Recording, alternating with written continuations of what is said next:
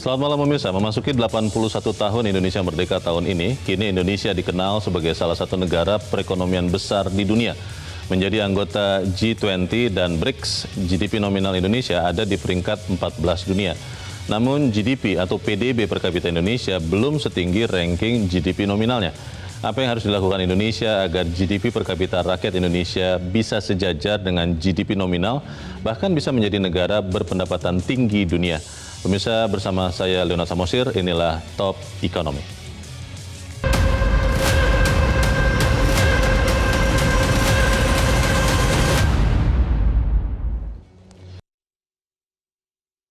Pemirsa, malam ini spesial adalah perspektif besar di atas topik hangat setiap pekan. Kita mendalami masa depan ekonomi Indonesia dengan menyajikan data dan rekomendasi apa yang harus dilakukan Indonesia agar bisa menjadi negara dengan pendapatan per kapita tinggi dunia di tahun 2045. Pisau utama yang akan menjadi alat bedah analisis diskusi malam ini adalah laporan The Enterprising Archipelago Propelling Indonesia's Productivity yang dirilis oleh lembaga riset dunia McKinsey Global Institute. Dan kami mengundang ke studio co-author dari laporan ini dan juga Presiden Direktur McKinsey Indonesia, Filia Wibowo. Bu Filia, selamat malam. Selamat malam, Bang Terima kasih Leo. sudah hadir ya. Terima kasih. Ini sesuatu yang sangat jarang kita melihat ada laporan McKinsey Global Institute, betul begitu ya? Betul. Pertanyaannya begini Bu, nah, kalau kemudian kita ingin jadi negara berpendapatan tinggi, itu seperti apa yang harus kita lakukan? Lalu bagaimana kita mencapainya? Mungkin Ibu bisa menjelaskan data-data dari laporan ini. Boleh, saya share outline-nya. Ya. Oke. Terima kasih, selamat malam semuanya. Jadi pertanyaannya tadi kan Bang Leo, bisa nggak Indonesia menjadi negara berpendapatan tinggi di tahun 2045 gitu ya. Nah, mungkin kupas fakta-faktanya dikit gitu ya. Kalau kita ingin menjadi Indonesia berpendapatan tinggi di tahun 2045, berarti pertumbuhan ekonomi kita itu harus 5,4% per tahun konsisten sampai 20 tahun ke depan. 5,4% per tahun? Per tahun konsisten dalam 20 tahun ke depan. Oke. Ya, minimum ya. Ya. Nah, pertanyaannya untuk mencapai itu bagaimana? Karena kalau kita lihat ya sebenarnya pertumbuhan kita juga 4-5% lebih sekarang gitu ya, kira-kira gitu ya. Kita bedah dalamnya karena memang kita punya demographic dividend, tapi kan nggak selalu ada di sana ya. Makin lama kan itu akan makin mengecil. Jadi kalau komponen yang dari demographic dividend itu makin mengecil, berarti produktivitas kita harus meningkat 1,6 kali lipat. Dari sekarang? Dari sekarang. Oke. Jadi bukan hanya atasnya, tapi bawahnya dalamnya harus berbeda. Gitu ya, nanti saya cerita angkanya gitu ya. Terus ada yang bertanya kalau 20 tahun mungkin atau enggak. Yang kita lakukan waktu itu, kita coba lihat-lihat ke negara-negara lain. Kita bandingkan? Gitu. Kita bandingkan gitu ya. Ada nggak sih yang mencapai dari level GDP kita sekarang, terus jadi high income ekonomi dalam kurun waktu 20 tahun lah kira-kira ya. Jadi kurang lebih waktu kita lihat datanya 15-30 tahun. Kita lihat halaman berikutnya ya, ada datanya juga soalnya gitu ya. Baik. Nah, di halaman berikut ini kita melihat berbagai negara. Jadi kalau mereka mulai tahun ke-0 itu GDP-nya kurang lebih setara dengan kita lah ya, tahun 2023 di sini gitu ya. Terus kita plot berapa tahun nih sampai mereka mencapai pendapatan tinggi gitu ya. Nah, kalau kita lihat ini mungkin yang salah satu yang paling cepat tuh Korea Selatan. Oke. Ya, ini kira-kira di 13-14 tahunan lah. 13-14 tahun menjadi pendapatan tinggi. Dari starting point-nya sama-sama kita. Ya. Terus kita lihat mana lagi, Cina ya, Tiongkok gitu kan ya. Kira-kira di sinilah 15 tahunan gitu ya, hampir pendapatan tinggi. Terus lagi kalau ke sini, ada lagi Chile gitu ya. Chile di mana sekitar 27-25 tahunan lah. Sudah pendapatan tinggi ya? Sudah pendapatan tinggi gitu ya.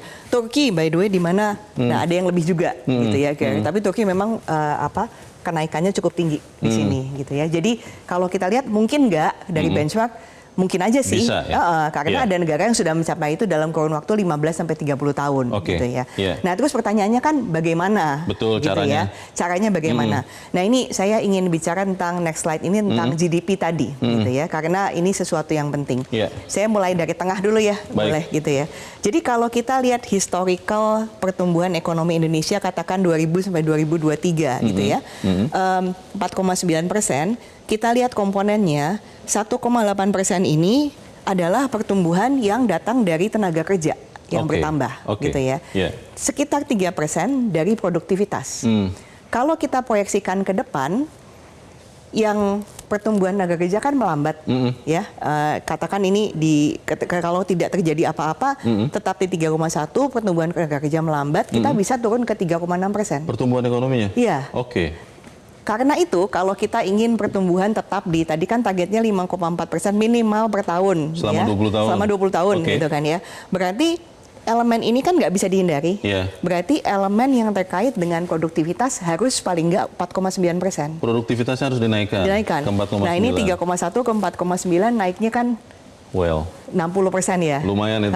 Lumayan gitu ya. Yeah. Jadi bisa nggak ada ekonomi yang bisa gitu ya. Tapi syaratnya apa? Pertumbuhan produktivitasnya harus meningkat. Oke. Ya.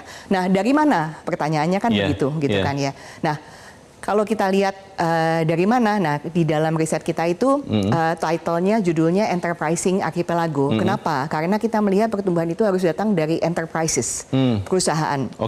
Perusahaan yang mana kecil, menengah, besar itu harus lebih banyak dan lebih besar. Kita lihat harus 3 kali lebih banyak dan 2 kali lebih produktif. Gitu semuanya? Ya. Semuanya. Gitu ya, terutama yang menengah dan besar, gitu 3 kali ya? 3 kali, Baik. 3 kali. Yeah. Nah, kenapa? Karena dengan cara itu pertumbuhan bisa sustainable. Karena kalau kita lihat misalnya kita pekerja gitu ya, pertanian kalau produktivitasnya makin besar biasanya harus perlu teknologi, mekanisasi. Betul. Berarti kan orang yang bekerja di pertanian naturally akan lebih sedikit, berkurang. Gitu ya. Nah itu harus kemana? Berarti kan harus diserap oleh perusahaan yang lebih besar, gitu ya. Yeah. Dan kalau kita menghitung supaya pertumbuhannya sustainable, berarti kita lihat perusahaan yang non pertanian harus share-nya yang menengah dan besar itu 50%, saat ini masih 23%.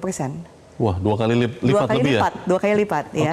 Jadi itu yang kita butuhkan gitu ya. Nah, untuk mencapai itu, kenapa kita kan memang selalu pengen seperti ini dari dulu gitu ya. Jadi kalau kita proyeksikan ke depan supaya target produktivitas kita sukses, itu apa sih yang perlu ada di tempat ya. Jadi report kita di halaman ini mengupas itu bahwa intinya adalah kepercayaan kita dalam report kalau suatu perusahaan tumbuh, tentunya investasi masuk, modal masuk, keterampilan pekerja meningkat, lalu produktivitas jadi gitu ya. Kalau kita bedah-bedah dari McKinsey Global Institute, kita bilang bahwa ada 5 modal atau 5 types of capital kalau di reportnya gitu ya. Modal finansial tentunya perlu gitu ya.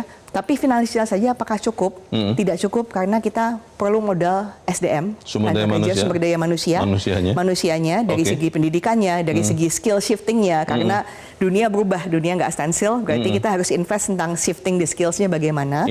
Modal kelembagaan, jadi ini sebenarnya semua kebijakan-kebijakan dari institusi yang selaras tentang investasi, tentang resource, tentang raw material dan lain-lain. Infrastruktur tentunya karena transport, logistik itu kan mempengaruhi cost dari perusahaan.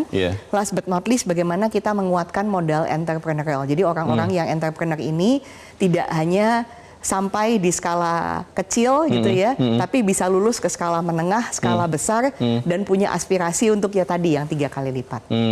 Begitu. Seperti itu ya. Tapi apakah memang hal-hal ini saja yang akan mempengaruhi pendapatan tinggi Indonesia? Kita akan membahasnya di bagian berikut dan pemirsa tetaplah bersama kami. Top Ekonomi akan kembali setelah yang satu ini.